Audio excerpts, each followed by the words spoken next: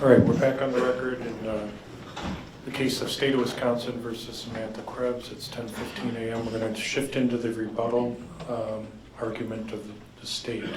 So I kind of mapped out. They have the burden of proof, so they go first. The defense gives a closing argument second, and then the rebuttal is set up to focus on responding or reacting to the defense closing. It's not a whole repeat of the first part. So, Ms. Tempelis, go ahead. Thank you.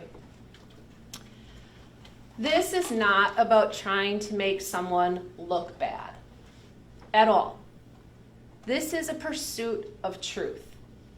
You have heard a lot of evidence beyond just those moments when Joey was dying, in those moments ahead, in that day, to be able to understand and make your decision. And you need to understand all of it. And when defense talked about trying to make someone look bad, that's not what we're trying to do.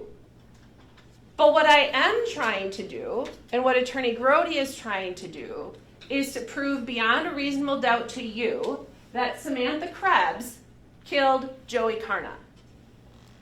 Let's talk about Dr. Kelly. Dr. Kelly talked about different manners of death. You could have suicide, you could have accidental, you could have homicide, you could have undetermined. He talked about those. And what he specifically said is he did not, well, let's talk about what he did not say. He did not say it was a suicide. He did not say it was a homicide. He said there is a single stab wound that killed Joey Carnot.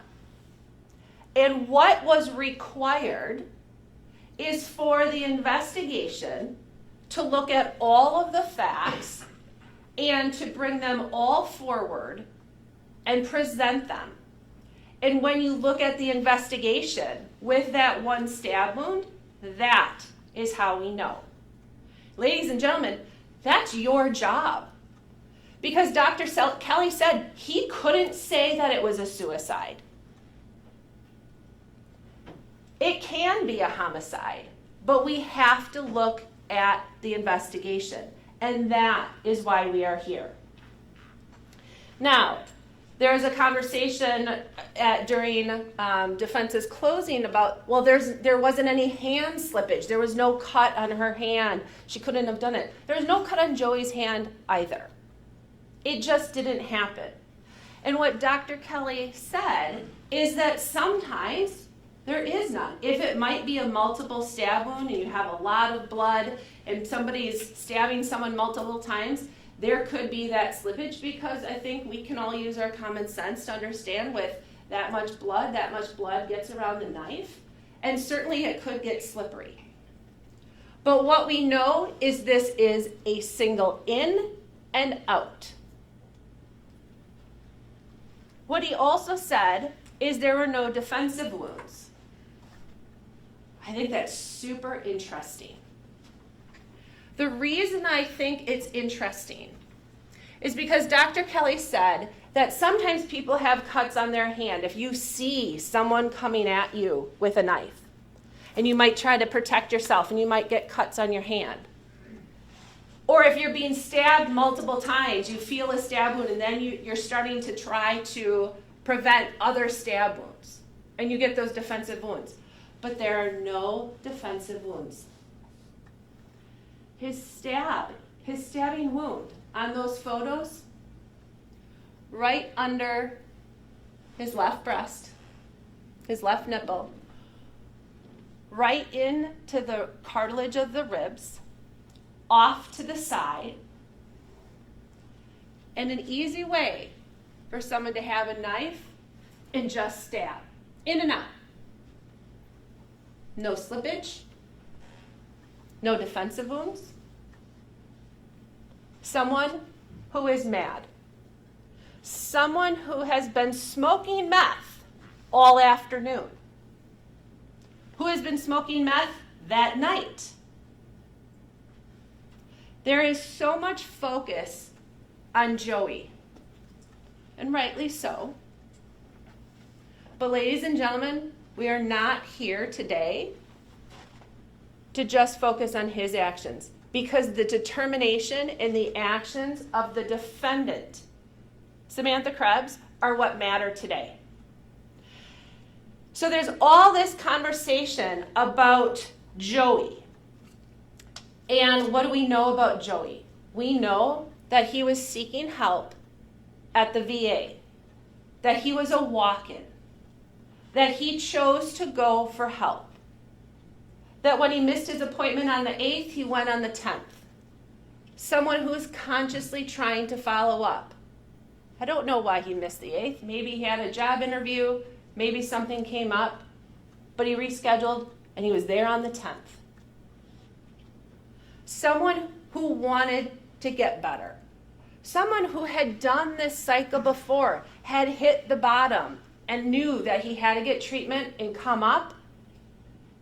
And one of the last times he did it, he was not well. He went to Nova. He got better. He came back. He lived a really good life with Brittany. And they had Kaysen. And he was able to be involved in Kaysen's life. And he was a great dad, according to Brittany. When he was clean, he was responsible. He showed up for all of the visits and was engaged. They could even go trick-or-treating together. That says so much about two people who share a child and can co-parent like that. That they're still able to have that relationship before she comes in the picture.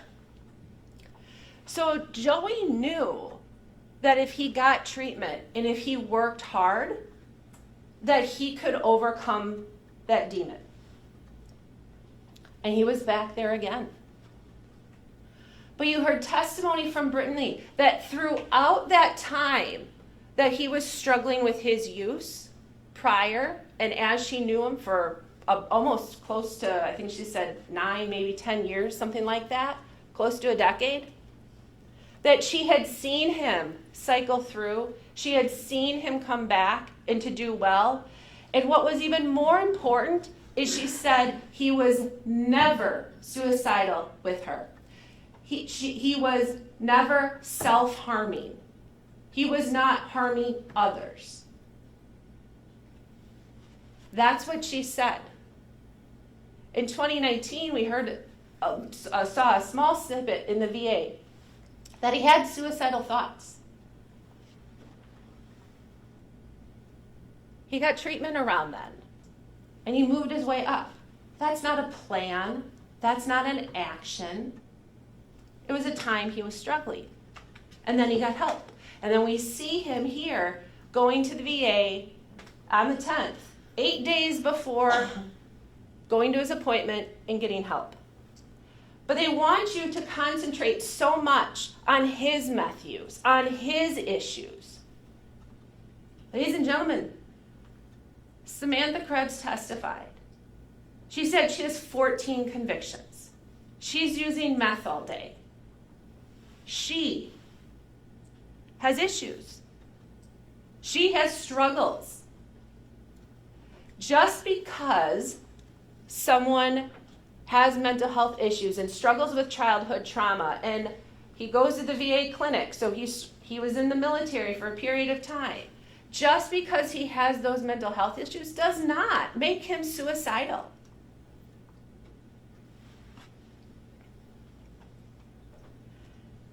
Samantha talked about being engaged to him. And I asked her on the stand yesterday about how if you're engaged to someone, you want them to be their best self. And she has created this lavish story of how manic he was and how crazy he was. But she can never give any examples of this. He's talking crazy. He's talking about his mom and this angel person. I don't know what's true. It doesn't matter. Like, sure, he says he has some childhood trauma. Maybe something is processing in his head that she doesn't get. Doesn't mean he's delusional. But she doesn't give any specifics. Even with Officer Felmer on the call that night, she's like, oh, he gets manic and he gets delusional. She doesn't say, tonight, while I was home, before I left, he was experiencing delusions. And here is what those delusions were. Here is what that behavior was. He just says, oh, when he gets manic and delusional, he thinks I'm having an affair. He thinks I'm doing whatever the case is. But there's no specifics in what she says, because there weren't specifics, because it didn't happen. But we talk about wanting to get better. If she is engaged to him to be married, and he has truly stabbed himself with a knife, according to her, she doesn't want him put on a mental health hold because that's going to impact his court hearing about Kaysen. That's where the common sense, we want jurors with common sense, because that makes no sense. If someone that you love stabs themselves in front of you and wants to die, if that's in fact, or accidentally stabs himself, or whatever the case is, you want that person to get help. And if that requires a mental health hold and some help, by all means, please. In fact, in those VA records, he said, fiancé supportive. So you would think that she would be supportive this night when he is having the supposed mental health crisis, right? But she doesn't. She doesn't at all. In fact, she begins to just hide the truth. This would be an opportunity. If he is struggling so hard and doing so poorly, according to her, this is the opportunity she would have to say, oh my gosh, we have hit a place where you just have to get help, because I love you and I care about you and I want the best for you. Because I know that he struggled. And she would tell JP right away, oh my God, JP, he just stabbed himself. That would be the response when he walked in. Sure, we all respond differently, but that's that excited utterance where you're like, oh my gosh, he just stabbed himself. But that is not what she says. It's not. Because it isn't. Because she stabbed himself. And she immediately has to start creating her stories. And she immediately has to be able to have a different version.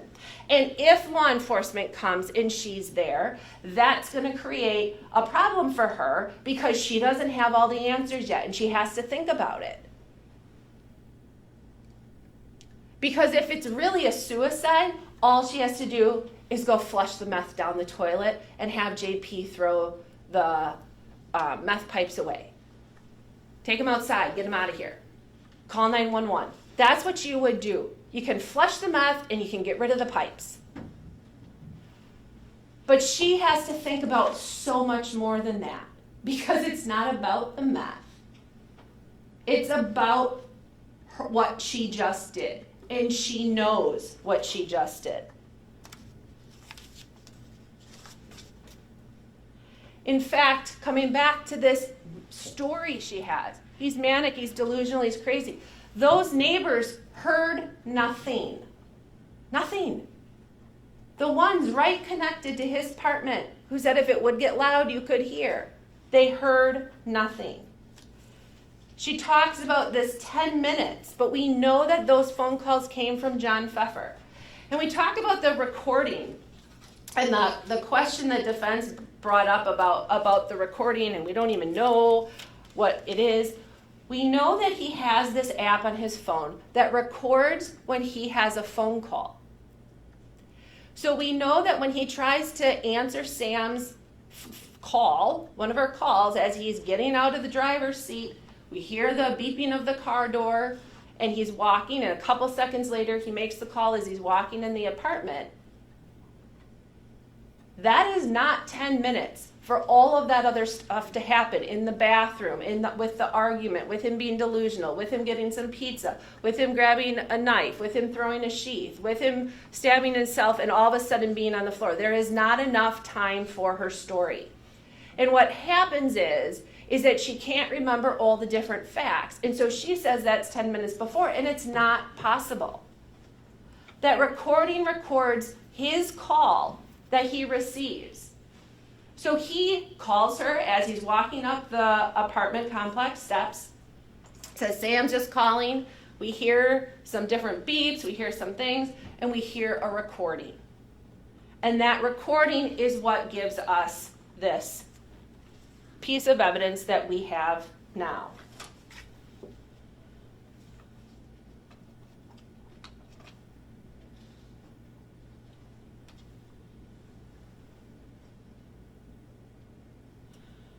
We know that when she talks about how he acts manic, it is these generalities, that it doesn't provide facts about what is actually happening because he wasn't doing anything wrong. Defense says they don't want to put a square peg in a round hole. But that's exactly what she's doing when she keeps trying to change these stories and fit the facts. There is a round hole. And the round hole is the evidence. The things that are uncontroverted, because you can't just get these text messages and you can't get the 911 call. You can't get all of these pieces and change that. That's out of her control. So it exists. And now she has to take her various stories that she's had, and there's a lot of them, and she has to figure out, how do I fit them in here when they don't really fit?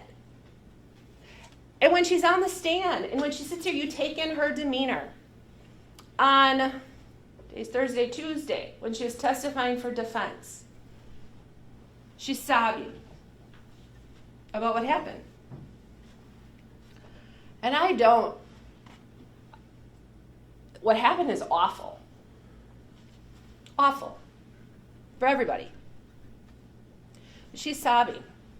Yesterday, her demeanor, very different. Talking about the same things, but very different. That is part of what you can assess in credibility. Defense talked about how she didn't know how serious this was. That when she left, he was still breathing and still alive. Again, that common sense. You hear Jen, snap to it, buddy, snap to it. He's out. Christy, for all the different things Christy says, she's like, at one point he kind of gets up and he's back down and he's out. He's unconscious. And she said he was unconscious. And Christy said he was pale, consistent with what Dr. Kelly said. And his pulse, it's faint. It's not coming through strong, which makes sense according to what Dr. Kelly said. And supposedly, if she was rendering aid, she would know that the pulse wasn't very strong and that he was losing all of that blood. And so when that's happening and when she's walking out, it is dire. She says, well, I thought John was on the phone with 911. And then she says, oh, but I didn't think it was that serious. But then she talks to Officer Felmer and she testifies, contrary to the video, but testifies like, I thought he said he had a lung collapse. Oh my gosh, then how much more serious does it get? When I didn't use the word gushy, I did use the word gushy, but that word came from her. Because at the time, there definitely is blood there. At the time, there probably was, right when she stabbed him, there probably was, as she got him down on the ground, a decent amount of blood that came out from when he was standing upright and she stabbed him. And then she says she gets him on the ground, he gets on the ground, whatever that happened. And then you think about somebody's blood pumping through their system as they're moving and as they're kind of collapsing to the ground when he first got there. Is that how the blood ends up kind of splashes up on the side of that wall in the kitchen, between the kitchen and the living room? After that, when that happens?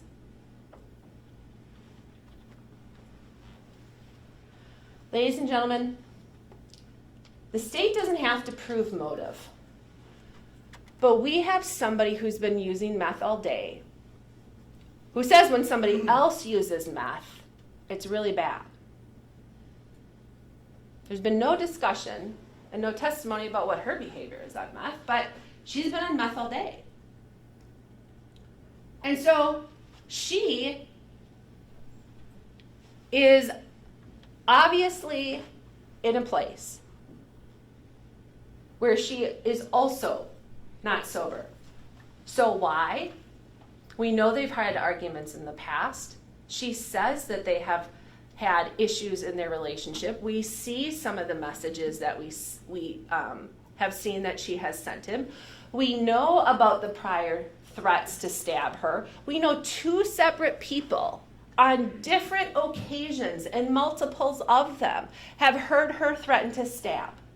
That is a very specific threat. And it is not ironic that that is in the end what he dies from. And when defense says it's almost comical about that threats and that phone call a month after Joey's dead from a stab wound, there is nothing comical about any of it. Any of it. And when she cackles like that, it's not even just a light laugh, but that cackling that I hear after she said, who doesn't threaten to stab their boyfriend? If that was ever funny, that is not the time. I want to tell you about a jury instruction that hasn't been brought up yet, but is important. And we talked about it in jury selection. We talked about we live in Wisconsin, it snows in the winter, and all of a sudden you wake up and you didn't see it snow and you didn't know, but it snowed. Okay? This has circumstantial evidence. And the instruction reads, it is not necessary that every fact be proved directly by a witness or an exhibit. A fact may be proved indirectly by circumstantial evidence. Circumstantial evidence is evidence from which a jury may logically find other facts according to common knowledge and experiences. Circumstantial evidence is not necessarily better or worse than the direct evidence, and either type can prove a fact. Whether evidence is direct or circumstantial, it must satisfy you beyond a reasonable doubt. So, when we talk about those moments, I don't have to prove the why, the motive, but there's definitely something that occurs in those minutes before John is ever called where there is some type of argument. And she's mad. And she stabs him. And from that point forward, it moves us to another instruction. And that is 172, circumstantial evidence, flight, escape, or concealment. Evidence has been presented relating to the defendant's conduct after the alleged crime was committed. Whether the evidence shows a consciousness of guilt and whether consciousness of guilt shows actual guilt are matters for you to decide. So when we talk about all of the evidence that we show, and we spent a lot of time talking about those days after, minutes after, hours after, days after this incident happened, that is her process of concealment, to try to conceal her involvement, to try to conceal what she did, to try to conceal other behaviors. And ladies and gentlemen, it just continues through months. Some of those calls that we had, there's times where her mom has no idea what she's talking about because she thinks one set of facts and all of a sudden Sam's telling her a different set of facts and her mom is confused. Because nobody does that to hide a suicide. And nobody does that to hide meth. And nobody does that to prevent somebody they love from getting mental health help, if in fact that's true. They talk about, well, there's no blood. We don't know how she pressed the buzzer. She said her hands were covered in blood and she presses that buzzer. There should be something there. But that is only one of many, many untruths. Only one of many things she says that don't match the actual evidence. There is nowhere in those excited moments of John's first arrival that we hear anything about suicide. What we do know is at 8:50, he says that his cravings are skyrocketing. You know this is hard enough. He is doing what he can to do the best he can. And the love of his life, she's not helping it. She's smoking meth in the living room when Johnny Boy's there, when Chong's there. She's smoking meth. My cravings are skyrocketing. You know how hard this is. All those messages that he sent during the day, there's someone who loved her. He loved her. Even with her faults, he loved her. But their relationship, she says, wasn't always good. And when you have not a good relationship, and you have somebody who lies through all sorts of stories to keep making it up, she said, that was a lie. That was a lie. Ladies and gentlemen, she is doing that to cover up her behavior. This is a search for the truth. And the truth doesn't change. Only she changes. And just because the defendant said that a meth user isn't a killer, someone who's using meth doesn't commit suicide. And someone who's using meth can commit a homicide. And someone using and struggling can still also be killed. And I believe that when we look at all of these stories from Sam, someone with 14 convictions,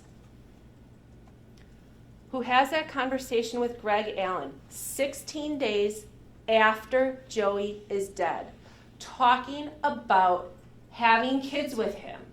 And he's saying how you always talk about pulling out, and you're not going to be able to do that with me. And he's looking forward to having her kids. And you have that message from her saying, right after the homicide, I just needed to hear your voice to calm me. And you hear that message, or you read that message, that she goes to him in search for money for a phone. She wants him to buy her the new best Apple phone. And she said, on the stand on redirect, that she didn't mean it, but he has money. And she will do whatever she needs and say whatever she needs to and be in whatever conversation she needs to get what she needs. So that disgusting conversation with Greg Allen, a 70-year-old guy who's married, who she's having that sexual conversation with 16 days after Joey is dead, she's just doing it because that's what she needs to do. That is manipulation. That is someone who will say and do whatever she needs to do, which she also said on the stand, for herself.